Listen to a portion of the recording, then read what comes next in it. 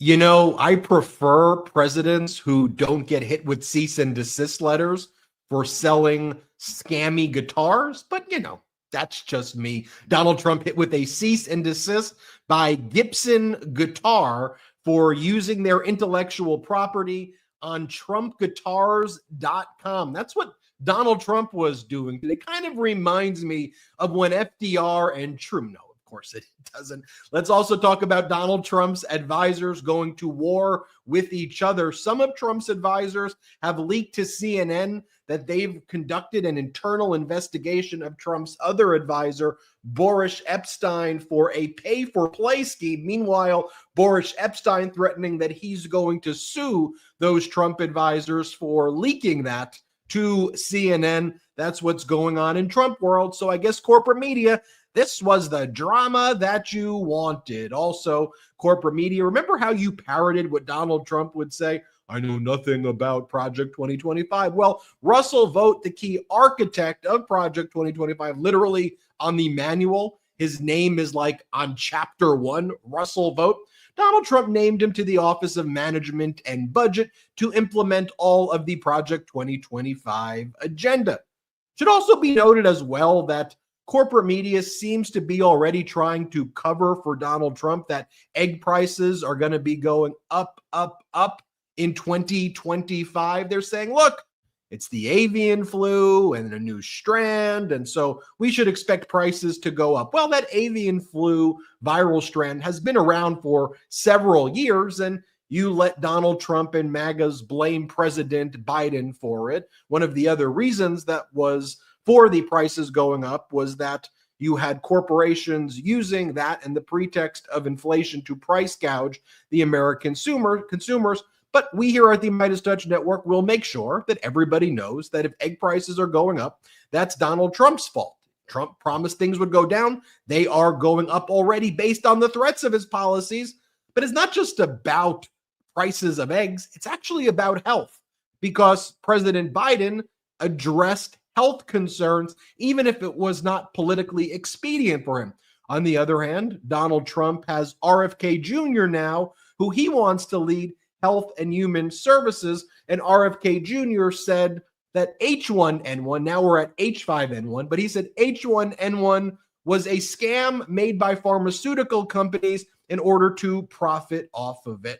So look, we've been focusing a lot on the sexual assault and harassment allegations against Donald Trump's cabinet. I think about 38% of his core cabinet have sexual assault allegations against him. And also Trump's been found liable for sexual assault. But I think we also have to reflect on how unqualified these people are as well. And they should not be holding positions of power or near positions that are close to positions of power. And finally, we're hearing now from a bunch of farmers, probably many who actually voted for Donald Trump, saying that they want exemptions to the bloody mass deportations. This, as the Texas Land Commissioner has picked out a plot of land where they want the concentration camps to go already. This and more on the MeidasTouch Podcast. I'm joined by Brett and Jordy. Not the timeline I wanted, but the timeline I'm ready to confront. Yeah, I think that's one way to put it for sure, Ben. But here we are, and we got to do what we do, right? It's interesting that we're seeing that lawsuit against Donald Trump from the company selling those guitars by Gibson, because the second I saw Trump once again doing his same old grift, this time with guitars, as a guitarist myself, when I saw Donald Trump holding up that guitar, I said, that looks exactly like a Gibson Les Paul. My mind immediately was, did he do some sort of deal with Gibson? Like, no freaking way did he do a deal with Gibson. Absolutely not. Because the Gibson Les Paul has always been like my aspirational guitar to buy. Like growing up, I was always like, I always want to get a Les Paul. I've never gotten one, but I've always wanted a Gibson Les Paul. So when I saw it, it was like that. So I am personally very unsurprised by the lawsuit from Gibson there. Certainly a lot to cover. And you see what Trump does here. There's always so much chaos. It's the same kind of thing he's worked throughout his his legal strategies and everything he's kind of ever done. He throws so much at you that, you know, you hope that even if some things get caught, that some things slip through the cracks. And so in this case, we have just so many supremely unqualified nominees, people who Donald Trump wants to surround himself with, some of them with very serious sexual assault allegations against them, and then some of them who are just plain unqualified. And at a time when tensions are high across the world, at a time when we are going to be confronted, as we always are, with various diseases, infectious diseases, pandemics, and the like, it's very, very important that the people filling these roles, the people who are going to dictate, you know, how we live our lives and how we confront these crises, it's crucial that these are competent people. Unfortunately, on the whole, we are not seeing that. Hey, there are some picks by Donald Trump that I think are okay and fine and whatever, but there are certainly a lot of very dangerous picks that I worry about if there was another pandemic or things like that. We'll get into all of that and more. Jordy, what's new on your end? Excited to get into the show tonight, brothers. But, you know, just I'm going to say it. The corporate media coverage is absolutely insane of Trump, that they continue to literally cover for him every step of the way. The egg prices is a perfect example, Ben. What did we see too when he was running for president? You know, was he such a bad president? You know, if you just include the first 3 years and not the way he handled the pandemic, he wasn't so bad, was he? I mean, that was a talking point that I saw over and over and over again with corporate media. And I don't want to make light of these situations, but like, it's just becoming just stranger and stranger by the day. Like, we almost need a March Madness grift bracket. So someone bookmark this and we'll revisit this. Just all the greatest / worst grifts that Trump has done over these past couple of years or months. You know what? We got the sneakers, you got the watches, now you got the guitars, you got the Bibles. You could go on and on. It is just an endless list of grift after grift. And now he's going to be the friggin' president, and corporate media is going to cover for him. But we're not going to do that here at the MeidasTouch Network. We will not let y'all down. I promise. We're calling it out every step of the way. Benji. Even if you gave Donald Trump a mulligan for an entire year of his presidency, like, who gets that? Just ignore that whole year. There was a manufacturing recession in 2019, whereas there's a manufacturing boom under President Biden. Just go back and Google it. Was there a manufacturing recession in 2019? Yeah, because what did Donald Trump do? He'd go to Ohio, by the way, a state that votes for him. He'd go to Michigan, by the way, a state that apparently voted for him. He'd go to Wisconsin with golden shovels. And he said, I'm building the factory. I'm going to build it. And then guess what? He didn't build it. He lied over. He goes, my infrastructure package is coming week after week. Now, the reason why I think it's important, though, that we cover the guitar story is not just that, oh, Trump's a grifter and it's very scammy. If you can't properly sell a guitar when you are a president-elect, which nobody would ever even conceive of doing before, and you have to steal intellectual property from another guitar company, you want the nuclear codes? You know, look, we take for granted that things sometimes work. Like, you don't necessarily think when you're eating grapes or you're drinking milk or you're making hard-boiled eggs or whatever it is, the process of how it got there and the generations of safety protocols that were put in place to make sure you don't die along the way. And so while it may seem trendy, not to me, but to some, the DOGE committee, and they're going to fire quite literally millions of people who work at the federal government. What in the world is food processing administrator, senior protocol level 3 engineer from, well, yeah, maybe that's the person who was looking into that thing that is ensuring compliance so that you can go about going to the grocery store, picking food out, and you're not worried about dying or Ben, here's the thing, Ben. When you remove somebody from Twitter at random, right, an employee at Twitter, the website may stop working, it might start glitching, you might have some issues accessing the search function, notifications may start being glitchy, stuff like that is going to happen. When you pull people out of these government positions who are in charge of regulating food safety, who are in charge of pandemic preparedness, people die. Like, that's what happens if you do this in the wrong way. And if you do it with a sledgehammer and not a scalpel, as Elon Musk and Vivek Ramaswamy are promising to do. Sorry, I just wanted to point out, because he views this the same way that he viewed his job going in there at Twitter. Let's just get rid of full departments. Let's just get rid of all these people. Oh, this position has a funny sounding name. It says diversity in the name. So I assume that's bad, because when I think of diversity, I don't think of the diversity of biological organisms. I'm thinking of the diversity that I'm racist about. So here's what I got to do. Let's just wipe away that position. Next thing you know, you have foodborne diseases and you have all these things spreading. And that's like what Elon wants. That's what they want to do with this fake organization that they put together. I think one of the things that Donald Trump and MAGA did during COVID also was kind of make the American population numb to the very concept of death.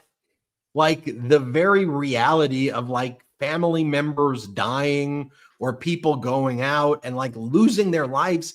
It just became kind of like numerical, like rounding up, versus like, this is people's life. What are we talking about? We want to save people's lives. We don't want people to die here. So you just take a look, though. We're talking about these Trump guitars right here. Brett, to your point, when you looked at them, they were like sold out right away. And the kind of why I call it scammy, there's a lot of reasons, but he basically uses on all of these products like AI generated imagery or kind of photoshopped imagery, and then sells them in advance. They don't manufacture the products for 5 or 6 months until after a sale is done. So they collect all this money up front. Then they figure out how they're going to manufacture it. All sales are final, whether you actually get the thing or not. And then it always says this in the fine print. I always go to the frequently asked questions section whether it's the sneakers or the coins or whatever it is that he's selling. And it always says this: the images shown are for illustration purposes only and may not be an exact representation of the product. And so even when he was selling the $100,000 watches, it said the same thing. So you're going to be buying a watch for $100,000, and then they make them in China, and then send you a different watch and go, here you go. This is what you put $100,000 towards. It obviously raises major red flags in terms of money laundering, because what human being, other than maybe like just someone who like loves being taken advantage of over and I'm sure there's a large group of people like that and wants to feel like they're a part of this, but who else would buy something that's not the real thing for hundreds of thousands of dollars or tens of thousands of dollars? And here now we're seeing Gibson saying, look, that's an image of our guitar. And here's the thing too, Gibson, as a lawyer, Gibson has an obligation to sue Donald Trump for it to preserve its intellectual property and trademarks over and patents over the device. If they fail to sue, anybody else can then come along and then steal Gibson. And then when Gibson sues them, they now use as a defense. Well, Gibson allowed Trump to go and use it, so they're not defending their marks. So you actually have, if you own trademarks, an affirmative obligation to defend it and sue. So now you also have Donald Trump throwing this company, Gibson, under the bus, because Gibson they have to sue Trump, just so you know. And I'm sure they want to, but they are legally obligated to, or else in their various other lawsuits, they will automatically lose them. Now, talking about lawsuits, let's pivot for a second and talk about the Trump world all threatening to sue each other. We knew this would happen. It's happening early. And you have, on the one hand, Boris Epshteyn, who's been very loyal to Donald Trump since 2016.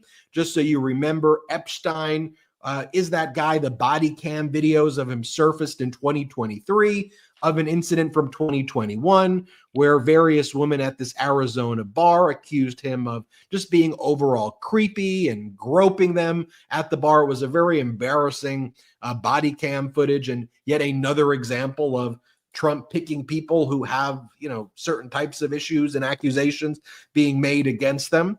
But you have a group of kind of Trump lawyers and advisors who are saying Epshteyn was involved in a pay-for-play scheme basically selling off access for $100,000 a month to Donald Trump. Epshteyn saying that's BS. I'm going to sue you for saying that. Like that never happened. And then the other advisor saying it did happen. And what you have here are these typical kind of power struggles that go on that we've always seen historically, with Donald Trump's picks. And we're seeing it here now again, Brett and Jordy. So that's basically the Epshteyn situation. By the way, Epshteyn went to Georgetown University Law School right around the same time that I went there. And we took different paths. Yeah, there are different paths to say. Didn't Eric also go to? Eric went to GW, or why are you overlapping with so many of the Trump world? Tiffany went to Georgetown Law School. There you go. And one of the things that Trump said about Tiffany is that she finished first in her class at Georgetown Law, and they don't do rankings like that at Georgetown Law. So you wouldn't be first. You would not be first in class. And I don't even think she was on the high honor roll. Not that it matters one way or another, but he lied. He had to lie and say she was first in her class. Oh, wow. Trump lied. Breaking news. Trump lied, everybody. Breaking news. Yeah, and the interesting kind of wrench that's been thrown into this mix, of course, has been Elon Musk. And we've heard numerous reports now of Trump and Elon sort of getting on each other's nerves throughout this whole process. I mean, heck, it seems like Elon Musk has become the new Carrie Lake of Mar-a-Lago. He just doesn't leave the place anymore. No. He's hilarious. The guy's been there for weeks. Like, he's been there since the election. He hasn't left, apparently, which is just utterly bizarre. Like, I'm sure he leaves for his events and whatnot, but his home base right now, Elon, is Mar-a-Lago. And so there are times where Trump gets super irritated at him, but now Elon Musk is also trying to flex his influence in this new White House, incoming administration. And so Elon has had a very rocky relationship with Boris Epshteyn, to say the least. And so I think he is likely behind a lot of kind of the push as well to get Epshteyn, kind of out of the kind of inner circle. And Epstein's been there with Trump now for a while. He was even in the courtroom with him. He was, on some of these indictments. And so it just has been a kind of very central player in this Trump world. But you see how, Elon Musk is kind of coming in and he's trying to kind of bully his way out around and is trying to kind of purge Trump's own inner circle of those people who have been around him for a really long time. Listen, as you see all this, the one thing that becomes increasingly clear to me is that this sort of tension that we're already seeing bubble up in the inner workings of the Trump camp is not something that is going to be sustainable. We're already seeing like the cracks forming and even beyond cracks in many respects, but these people are going to eat each other alive. And some of it is just going to have to be us watching and saying, let them destroy themselves. Let them, they'll take care of this on their own. But we are going to continue to see these stories because, it's impossible not to when you put so many people devoid of moral character, all with their own kind of personal ambitions and their own kind of personal end goals. You throw them all in the room and you try to have them play nice. It's not going to work. They're all going to be at each other's throats nonstop. They're all going to try to be tearing each other down, leaking stories to the press, getting each other fired. Like it's going to be pure chaos within this administration. And the only thing that I hope is that in the midst of that chaos, that allows us basically to prevent a lot of the chaos inflicted upon our country while they are kind of too caught up in their own kind of inner battles. It's why this MAGA ilk goes after experts, right? They go after experts in fields. It's because they are so incompetent. They're born on home plate and they need somebody to blame because they don't know how to run anything. So what do? They need to find it's somebody's fault. Oh, this guy's an expert in that field. It's his fault. Let's get him out the door. And sooner or later, there's not going to be those competent people around because Trump continues to surround himself with yes men and yes women. And it's just going to be a circular firing squad of who's the most incompetent. And they're just going to not only get nothing accomplished during this administration, but they're going to attack each other every single day. If I were to create a word tree of Donald Trump, one of the key words after some of the obvious ones, perhaps criminal being one of the main ones that might pop up on a word tree, though, is blame, right? Jordy, I don't even think it's about experts. the whole thing is actually a lack of leadership. The whole thing is, how do we blame this group, blame that one? And Trump's entire campaign was based on blame. Vice President Kamala Harris's was based on competent leadership. Let's move forward and let's get beyond blaming each other. And Americans seem to be like, no. I get not all Americans, but a lot of Americans. I need to blame somebody for this. The reality was, who they should blame are the billionaires that Donald Trump represents. The Mar-a-Lago crowd are the real people, but they've weaponized blame as a way to keep this kind of force field around themselves and say, it's this fault, it's that fault, it's the Haitian migrants, they're eating your cats and dogs. It's this group of migrants, they're the ones who are coming for you. It's this group, they're the ones that come for you. It's the trans men, trans women, they're the ones. Trans people are coming for you. And by the way, just think about it. You have transgender people who are fighting for our country right now. And one of the first executive actions that Donald Trump plans to put in place, while you have America not meeting its military recruiting requirements, is to kick out transgender troops out of the military, which would force about 15,000 people out of their post, existing people on medical deferments, basically saying that you are medically not qualified to fight for this country if you are transgender. And so that's the type of stuff that's going to be part of Donald Trump's focus. Who could we blame? And when you blame and you shame and you're not actually trying to better your game, what ends up happening is it backfires all of the time. And that's just not the way to have sustainable leadership. And that's exactly what we're seeing right now. Now, we are going to have another Patreon Zoom meeting this Wednesday morning. Upcoming. So for those who can't attend the night sessions, it's going to be Wednesday morning. I want you to check in at patreon.com/MeidasTouch so you can see when on Wednesday morning it's going to be. There'll be a secret link right there. It'll be another one of the meetings. As I said, we want to do more meetings with you during these times. I love seeing your face. The last one was a smashing success. Hundreds of people got to meet us on that Zoom. Looking forward to meeting you on that Zoom as well. Patreon.com/MeidasTouch. Let's take our first quick break of the show. Flavored air is not like vaping. If vapor was compared to sticky soda, Fume cores are closer to herbal teas. Fume has lots of delicious flavors to choose from, like crisp mint, orange vanilla, and new peach blush. With flavored air, you can satisfy your oral fixation through a passive diffusion system that utilizes no electronics, no vapor, no combustion. Fume draws flavor to your mouth and fills the void ditching a bad habit can leave. Fume is not a vape, and there's no nicotine, and it's not addictive. It's very important. Also, Fume has non-toxic flavors. It's truly a guilt-free alternative to your bad habit. The look and feel of Fume is awesome. The design is super high quality. Fume continuously invests in third-party studies to ensure the safety of their products and is backed by doctors in the U.S. Personally, my favorite flavor is the orange vanilla. I love the way it tastes. I'm truly a huge fan of Fume. So many listeners of this program have told me they've quit their bad habits with Fume, and I know it can do the same for you. Fume has served over 300,000 customers, and you can be the next success story.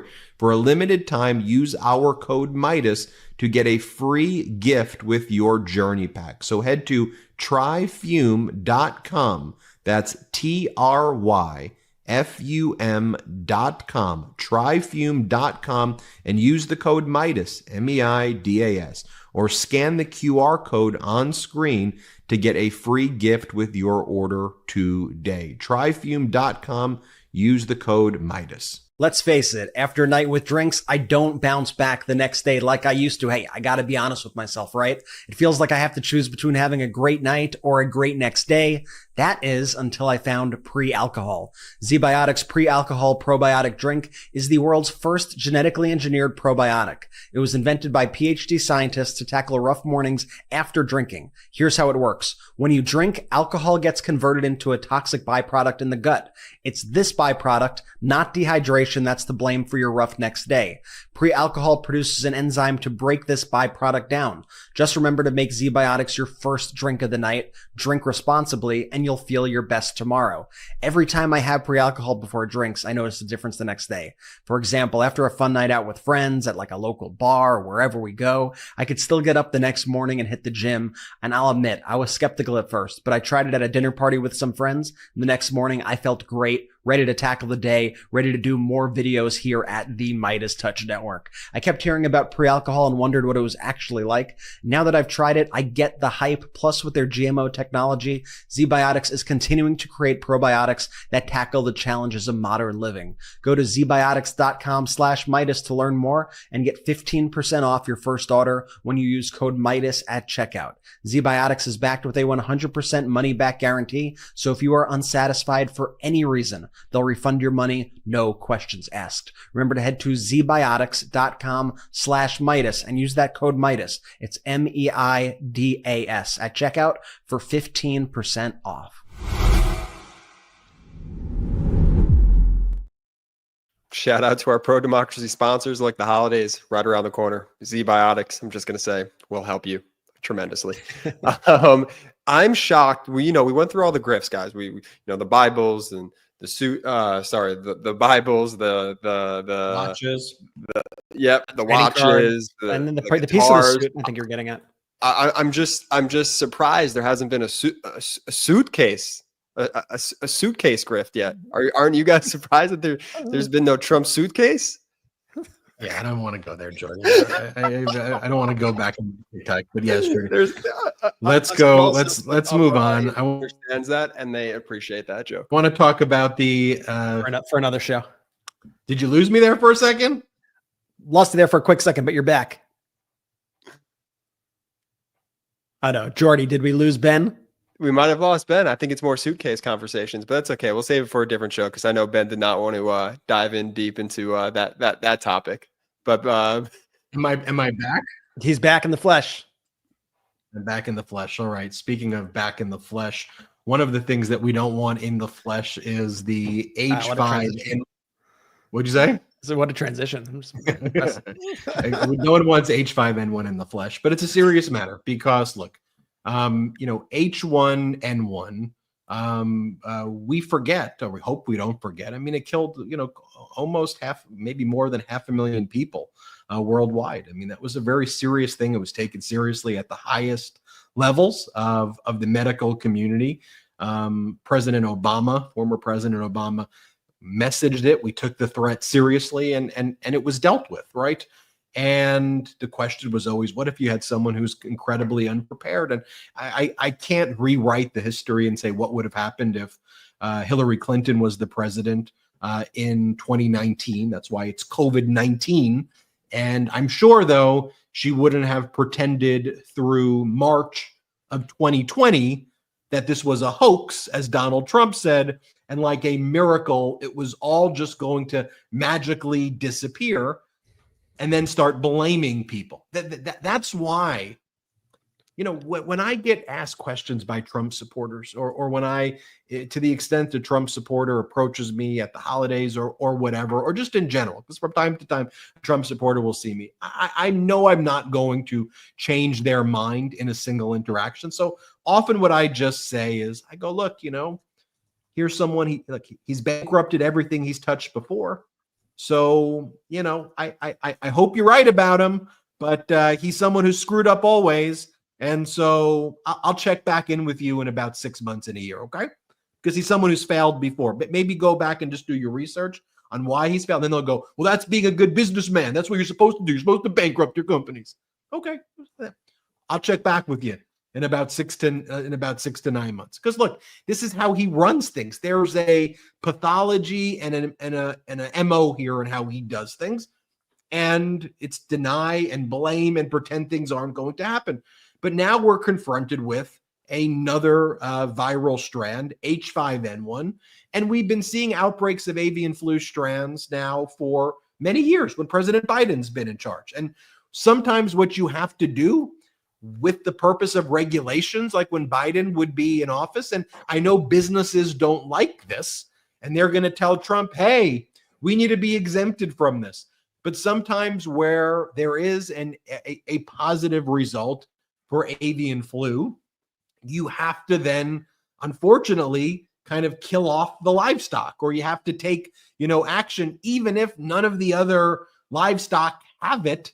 You have to sometimes take preemptive action. And of course, businesses are going to say, look, that's millions of dollars right there. That's millions of dollars. We can't do that. But okay, you then have to say millions of dollars. But what if? What if that's what's actually going to stop a massive pandemic from really hurting people and from killing people? And so these are the decisions that leaders have to make. And how do you think Trump's going to be making that decision? Well, yeah, so much attention has been focused on sex assault and child sex trafficking of Trump's cabinet. And think about that. That should be a disqualifier. I'll show you in a little bit all of the Republicans who have spent the weekend justifying it. I mean, like literally going on TV and saying it's flirting. It was flirting, or look, Donald Trump is just picking disruptors. That's what they go. That was one of their lines this weekend. He's picking disruptors. Who are we to challenge his pick of disruptors? I don't know.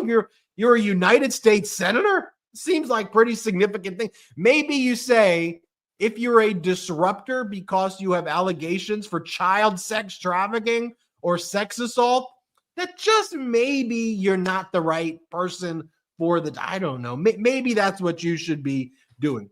But in addition to these allegations, these people are woefully unqualified. Like, when child sex trafficking is the tip of the iceberg for these picks by Donald Trump to be the cabinet, that's saying something. And already you've got Trump having all these Republicans in the Senate lined up without even the hearings taking place saying, yeah, we're going to support people like this. We're going to support people like we're going to support people. So yes, for example, RFK Jr. is credibly accused of sexually assaulting his 23-year-old nanny. Yes, RFK Jr. kept a diary of all of the women who he cheated on his wife with, and in very specific detail, sketched out the sexual positions, and later, after his wife discovered that, she unalived herself. Yes, all of that happened. But he's also someone who's gone on Russian television, RT, and he said that H5N1 was fabricated by the government and pharmaceutical companies so that big pharma would get rich. This is what he said on Russian TV. Here, play this clip. The World Health Organization, that's really a misnomer. The World Health Organization is even more captured than CDC is. The World Health Organization gets half of its budget from industry. It is absolutely controlled from top to bottom by the pharmaceutical companies, and particularly the vaccine makers, who use WHO to, fabricate pandemics like the swine flu, like the H5N1, and make billions of dollars on pandemics that never happened. Now, here's the thing. There are legitimate complaints about big pharma. Okay. And the same way when we're talking about like the FBI or the CIA, there are very credible, legitimate complaints about them that we shouldn't shy away from when big pharma engages in really concerning behavior. But to take advantage and to be predatory on Americans or people of the world and take advantage of the skepticism that's rightfully there about big pharma, but to then say that H5N1, swine flu, was just something that was just totally made up, that it was one that is a big lie for pharmaceutical companies to make money, that's not just a conspiracy theory, that's a lie. There's been literally hundreds of thousands of people who have died from that, and that's irresponsible and should be disqualified. That's the guy who you go, let's let him run health. He's the guy who should run health. This is a guy who said that the purpose of the quarantine, by the way, these are Trump lockdowns. I love how MAGA tries to recast this as though this was the Democratic lockdown. Biden didn't have lockdowns. And again, this is the collective amnesia of COVID. They were Trump lockdowns. Trump was in office when you couldn't watch college football or NFL. You couldn't leave your home. And by the way, for those who detested the lockdowns, for those who hated wearing masks and said the masks were the worst things ever, had Trump responsibly looked into these things in 18, had he not tore apart former President Obama's pandemic playbook, there may not have been a need for any of those things if it was handled responsibly and done the way leaders should. But here you have RFK Jr. in another clip, which should come up in a confirmation hearing. And again, our research team were the ones who uncovered all of these clips. Here he says that the purpose of the quarantine was to cover up installing 5G cell phone networks in order to create a sense of slavery vis-a-vis digital currency. Play the clip. I'm going to say one more thing. They haven't done a very good job about protecting public health, but they've done a very good job at using the quarantine to bring 5G into all of our communities and to shift us all, to begin the process of shifting us all to a digital currency, which is the beginning of slavery. Because if they control your bank account, they control your behavior. And we all see these advertisements. Okay. His voice is really hard to listen to also. Like, so the whole shtick, you know, and I understand that there's a health thing there too, but like he's lying right there over and over and over again. Now, he is one. I got one more I want to play where one of his things that he wants to do leading HHS is to stop research on infectious diseases for 8 years. Here, play the clip. I'm going to go to NIH. My first week, I'm going to call all the division heads and I'm going to call all the bureau chiefs. And I'm going to say, we're going to give drug development and infectious disease a break, a little bit of a break for about 8 years. And we're going to study chronic disease. Can I just say this real quick? It's just so predatory. And what I mean by this is there are MeidasTouch Podcast listeners that aren't necessarily super anti-RFK because of, Ben, some of the things that you sort of alluded to, like, hey, are there questionable things out there that we as a society should perhaps look into? Yeah, like I could understand why people would be okay with that sort of thought process. But it's then when he takes it a step further and he starts to go down this deeply conspiratorial lane that becomes, you know, at the risk of killing people ultimately. Like he brings people in, and this is what so many of these MAGAs really do. They bring people in with perhaps an inkling of truth, with something like, hey, maybe we should look into this, right? And then all of a sudden they go boom, and they hit you with the deep, crazy conspiratorial stuff that's not only dangerous, but it's deadly as well. Yeah, I mean, hey, you don't want, I think most people would agree with, hey, do we want, should we look into these certain additives in food? You know, are these dyes healthy? Why is this chemical allowed in the United States, but not allowed in the United Kingdom? You know, I think those are all incredibly fair points. And I think those are all things that we should be raising. But having good ideas in those regards does not negate the things that we just heard in those statements, which to Jordy's point are incredibly dangerous statements. And like our researchers put together a list of, because, you know, RFK is often branded an anti-vaxxer, and that's sort of the labeling that folks give to him. And while that is accurate, it's so much more than that. Like there's so much more crazy stuff that he has said that is like maybe even more dangerous. And so there's an article right now. If you go to MeidasPlus.com, it's called "Viruses Are Our Friend." That's a quote from RFK. 10 off the wall clips from RFK Jr. resurface on Blue Sky. And we have 10 clips, which are just one crazier than the next. Like in one of these clips, RFK Jr. says that the chemicals in water are making kids trans and gay. That's something that RFK Jr. is saying. And so when you hear stuff like these 5G conspiracies, vaccines and the anti-vax and all the rest. To me, even though he may be, have some good ideas in terms of, hey, should we be looking at this food additive, or why does this country do it this way and or not allow this sort of thing and we do? Those are all questions that I think the American people deserve to have answers to, and I think he actually has kind of some good insight into some of those areas. That doesn't mean that you can negate all of this other stuff that could be incredibly dangerous at a time when you need to have your guard up and be fully prepared, as we've seen what happens when an administration is not prepared and a pandemic hits. You see the devastation of that, despite the fact that a lot of these Trump voters want to just black out completely all of 2020 and the ramifications from that, which were a direct result of Donald Trump's mishandling of the situation, the ignoring of the pandemic, and denials that are not too dissimilar than what we hear from RFK himself. And we see that leads to absolutely deadly consequences. Look, they don't just want to block out 2020, though.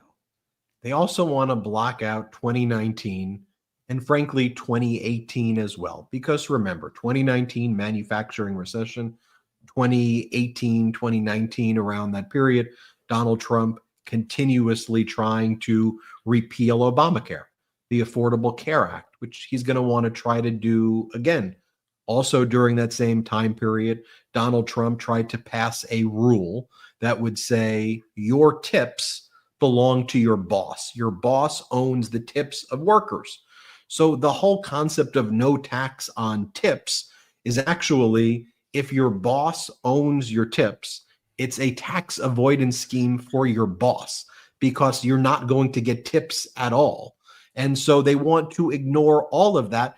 And really, the only thing they want you to focus on was really right up until they passed the tax cuts for the decabillionaires and decamillionaires, because that's when the Trump cycle really took over.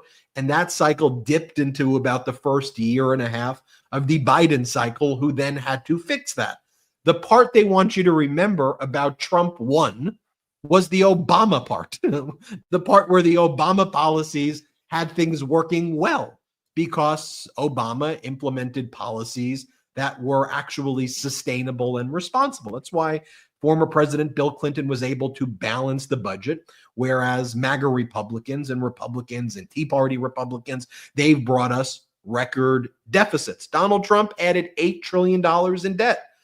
I think we'll be lucky in the next 4 years if that number's not 3 times. I think the best case scenario was $12 trillion in debt that was going to be added. I think it'll be more like $30 trillion in debt. And what are they going to try to do? They're going to try to blame the Democrat who then takes over because of the mess that they created. But I guess if there's a glass half full portion of this, which I think there is, I think we can get out of this loop. I call it the authoritarian loop on MeidasPlus.com. I did a whole article on the authoritarian kind of feedback loop that I'm describing that took place. Because at some point, I don't like F around and find out, because that means people are going to be hurt by F arounding and finding out. I don't, even people who voted for the guy, I'm sorry. If you want me to wish pain upon my fellow American, even if it's just hard for me to want people to feel pain. Okay. That's just me. But to some extent, it's like, this is what you wanted. Russell Vought, the guy who literally is the architect of Project 2025. Now he's the head of the Office of Budget and Management. He's the Office of Management and Budget, OMB. Literally, the guy. His name is written. Chapter 1, Russell Vought. What we do to basically get rid of the government and give it to Donald Trump. So for all of that, I don't know anything about Project 2025. Well, Russell Vought is in charge. Tom Homan is running immigration. And with Tom Homan running immigration, we now have the land commissioner from Texas who somehow extracted land from somebody, bragging, we took the land from this rich lady who didn't want to give it to us. So now we own the land in this letter. Small government, huh? And we took this land. We seized land from a private citizen. And now we want to give this 1,402 plot acres to build deportation camps. Let's get them. And now the farmers are out there saying, whoa, but we have migrants. We need an exemption. So go for the migrants that you don't like, maybe in the blue states, but but there are farmers in the blue states. So can we do a carve out over here? We don't take our migrants away. And you have to think about it. I mean, there are migrants who are keeping the economy afloat. And Trump's telling the American people to literally deport people who are hardworking at their work sites, who are helping the American economy. That's what they're asking for anyway. There's a lot more to talk about. I want to take our last quick break of the show, but I want to remind everybody, patreon.com/MeidasTouch. Wednesday morning, the time, the link, it's all on patreon.com/MeidasTouch. Last time, hundreds of people joined to meet my brothers and myself. We had a great time meeting you. We're doing it Wednesday morning now for those who can't attend at night, so you can attend a morning session. We're going to be doing a lot more of those as well. Patreon.com/MeidasTouch. Let's take our last quick break of the show. Your nighttime bedroom temperature has a huge impact on your sleep quality. So if you wake up too hot or too cold, I highly recommend you check out Miracle Made bed sheets. Miracle Made sheets are inspired by NASA, and they use silver-infused fabrics that are temperature regulating so you can sleep at the perfect temperature all night long.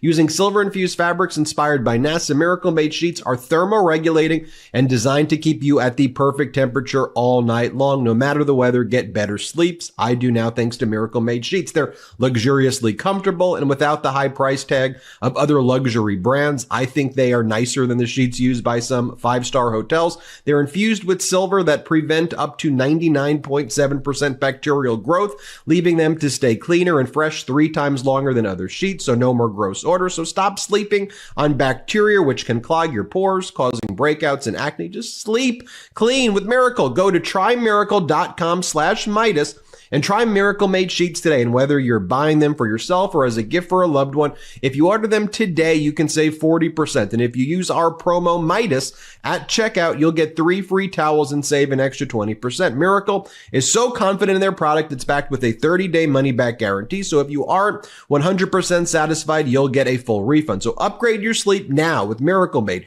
Go to trymiracle.com/Meidas, M-E-I-D-A-S, and use the code Meidas to claim your free 3-piece towel set and save over 40% off. Again, that's trymiracle.com/Meidas to treat yourself. Thank you, Miracle Made, for sponsoring this episode. All right, let's talk about NAD+. It's in every living cell in your body, and it helps keep you young by repairing damage, detoxifying, and giving you energy. But between age 20 and 50, your NAD+ levels are cut in half.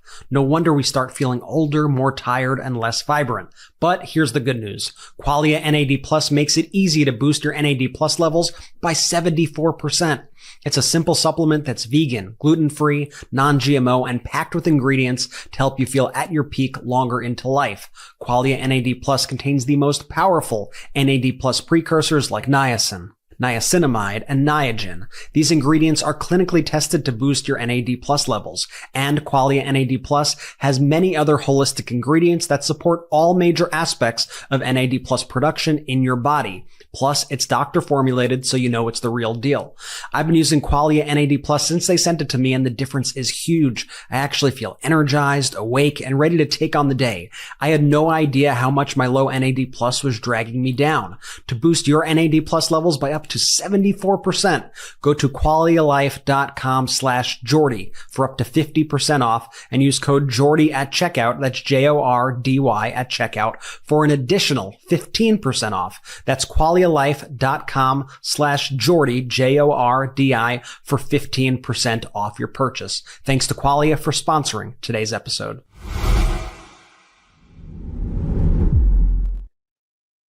Shout out to our pro-democracy sponsors. Links in descriptions of YouTube and audio.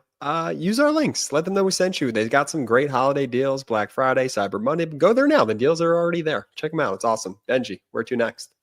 Let's talk briefly. Special counsel Jack Smith filed a motion to dismiss the Washington, D.C. federal criminal case against Donald Trump. This was not unexpected. I mean, unfortunately, that's the consequence of the election. There's really nothing Jack Smith could do in that situation. For those blaming Jack Smith for this, Jack Smith did everything he was asked to do, right? He was called when he was called by Merrick Garland. Jack Smith wasn't involved in the timing at all.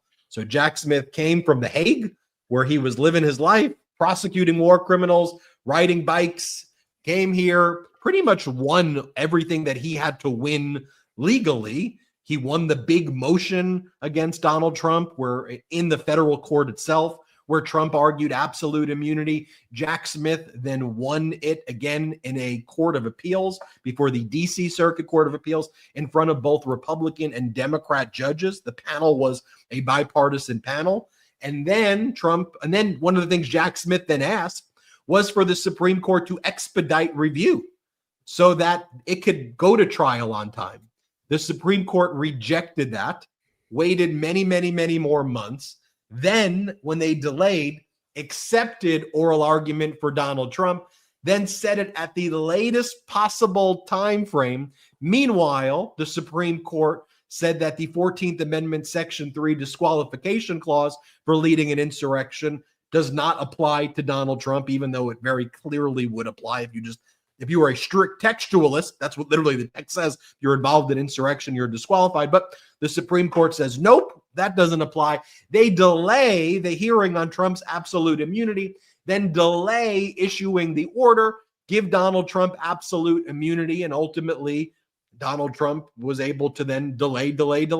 I don't think Jack Smith ever envisioned, this is a serious lawyer, that the Supreme Court would actually create a whole new legal doctrine and then basically admit that when they said they're conservative, they weren't conserving our democracy. They were conserving a monarchy where someone is above the law. And while I know that's disappointing that he filed a motion to dismiss, it's not on Jack. There's a lot of other people that can be blamed here if we're doing the blame thing. Not Jack Smith. He did everything that he had to do.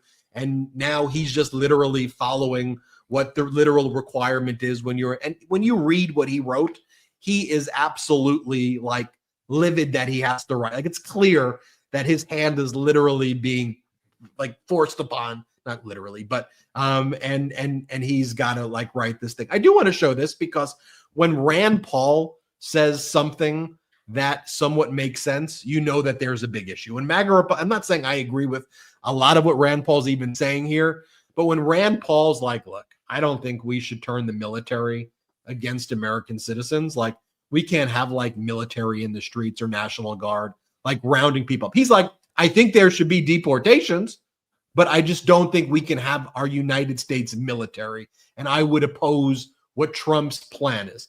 When you have Rand Paul saying that, that is a good indication of what this Trump plan is as dangerous as you can be. So let me just show you a brief portion of what Rand Paul's saying here. Let's play it. If they send the army into New York and you have 10,000 troops marching, carrying semi-automatic weapons, I think it's a terrible image and I will oppose that. But it's not that I oppose removing people. I just object to what has been against the law for over 100 years, and that's using the army. But deputizing the National Guard, that specifically is the proposal. You also oppose that. I don't think it's the best way to do it. It's less clear whether that's legal or illegal. Typically, it has to be done at the behest of the governors. I still don't like a militarization of police, whether it's not. Okay, now let me show you Senator Eric Schmidt, MAGA Republican senator. Here he is saying that, look, Pete Hegseth, he hasn't been charged yet with sexual assault. It may have been a hush money payment to pay off the victim and have the victim sign an NDA, but there are no charges here. This is disruptive. This is what disruptors do. I could show you a dozen other MAGA saying this week, and this was their line. Disrupting. Here, play the clip. Ultimately, this is a decision that President Trump made to bring in another disruptor. And I think if you look at this election, it was disruptor versus establishment. He ran on this. And there needs to be reform in the Pentagon, whether it's procurement, whether it's getting rid of divisive DEI that's dividing our military by race. There's no place in our military. I think he's talked about eliminating that. And then also making sure our focus is on our chief adversary, China. Let me ask you, I guess, big picture, Senator, you're on the Armed Services Committee, and there's a known sexual assault problem in the military. Do you believe that Pete Hegseth is the right person to lead the military, given all of that, at this very moment? Well, he's not been charged with anything. Of course, I think that's important. And so you read from a police report. I've not seen the police report, but again, I'd like to. There's probably more documentation around this that would be interesting to see. So I hear you say you have questions.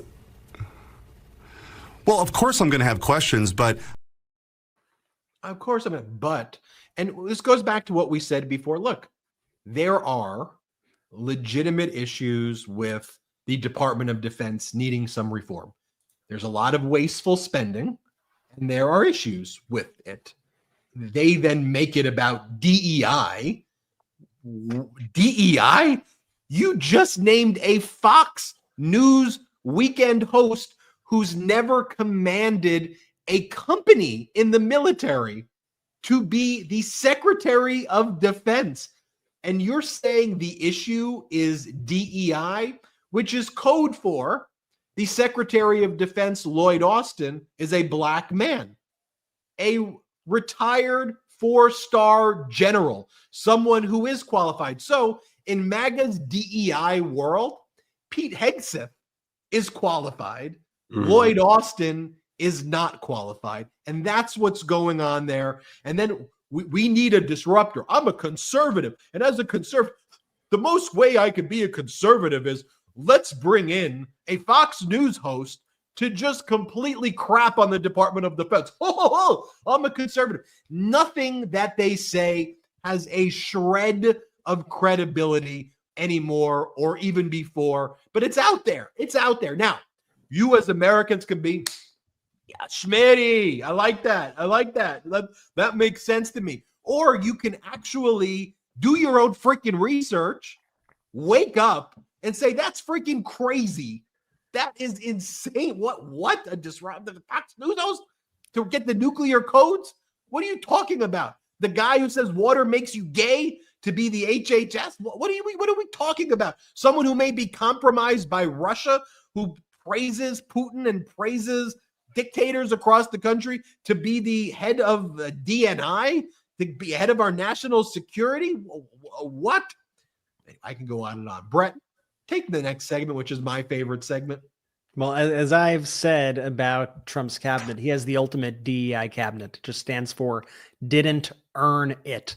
And I think as you see, all of Trump's picks, most of Trump's picks at least, most of them certainly have not earned their position. The only way that Donald Trump seems to be selecting many of these people, not all, but many of these people, is from a Fox News lineup, apparently, is what's going on there. And just side note, have you noticed that like 98% of the time when even the media or when people use the term disruptor to describe somebody, usually it's because that person is just like a complete and total a-hole. Like 98% of the time, but they're just a disruptor. They disrupted this, disrupted that. They're just like the world's worst person. Anyway, I want to give you some economic updates. Hey, real quick, sorry. Can I just dive in super quick before we dive into the favorite segment? Can corporate media just in general, can we just stop letting this go? Like when you have the person who's just on being asked about Hegseth and the police report, say, I haven't read it.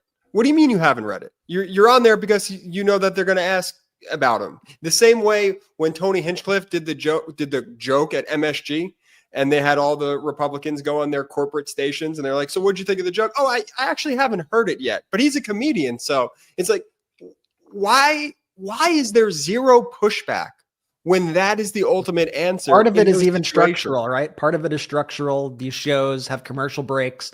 They have short time frames. They just want to get the question out, get their clip, and move on, because that's their whole thing. You know, I mean, the format is flawed. And so unless you are at a high level actively working against it, then you're going to fall into these traps, because you know damn well that those guests coming on your channel are aware of your restraints, are aware of the time, timing, and know how to bully their way through an interview. Mm-hmm. And that's one of the reasons why these Republicans love appearing on all these shows. Okay, let's get into some economic updates. It's everybody's favorite segment here at the MeidasTouch Podcast. This is the NetSuite by Oracle Know Your Numbers Minute.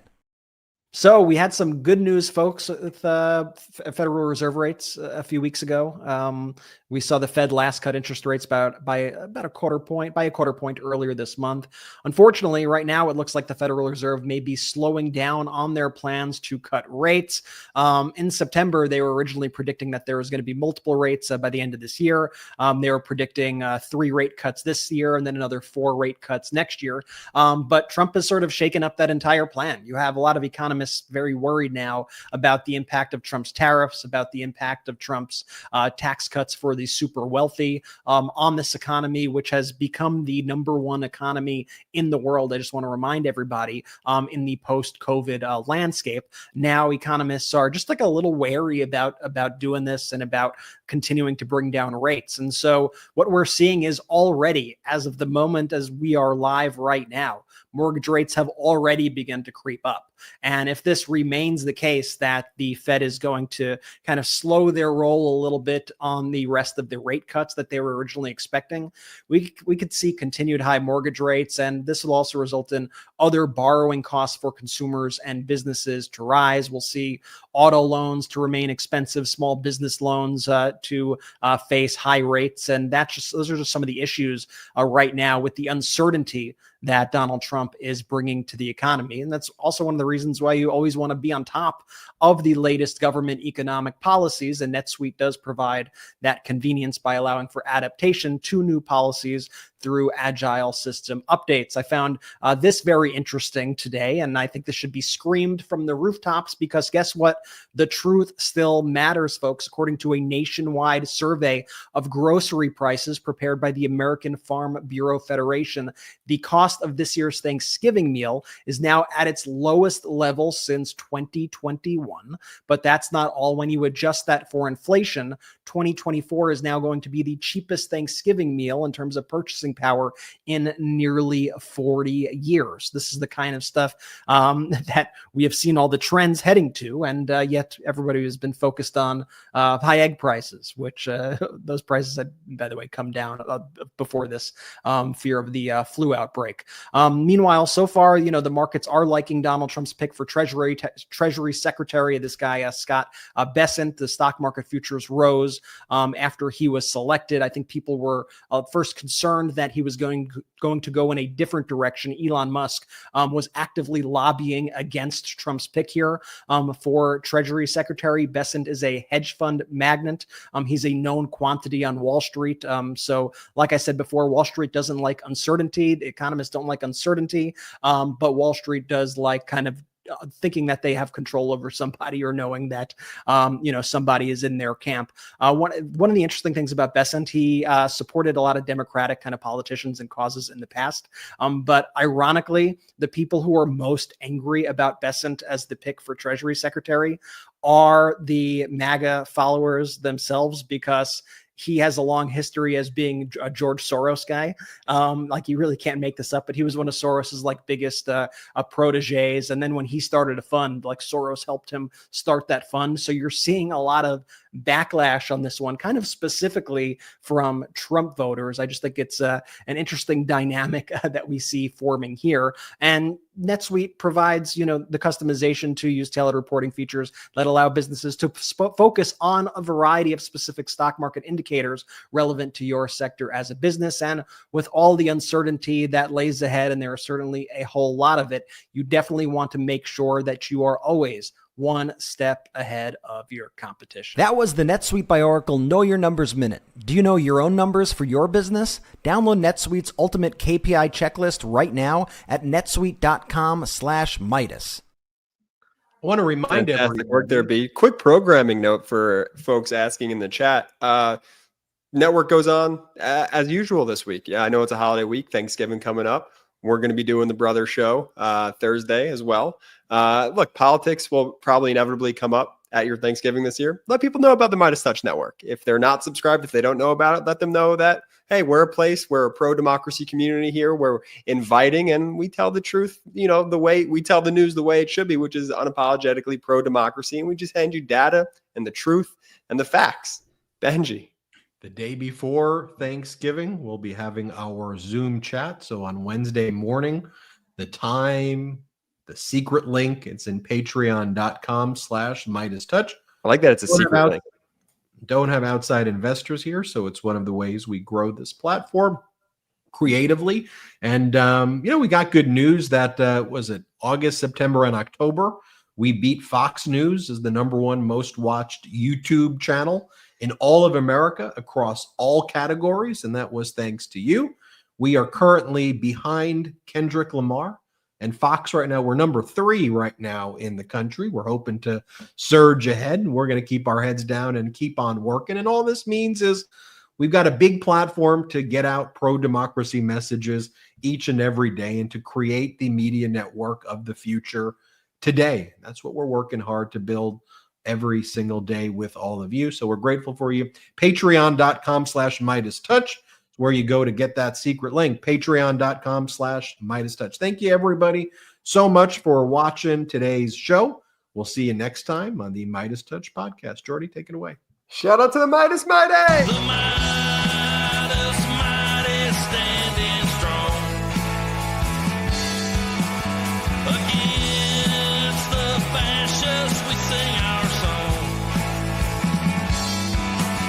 We will get it right whenever. Hey Midas Mighty, love this report? Continue the conversation by following us on Instagram @MeidasTouch to keep up with the most important news of the day. What are you waiting for? Follow us now.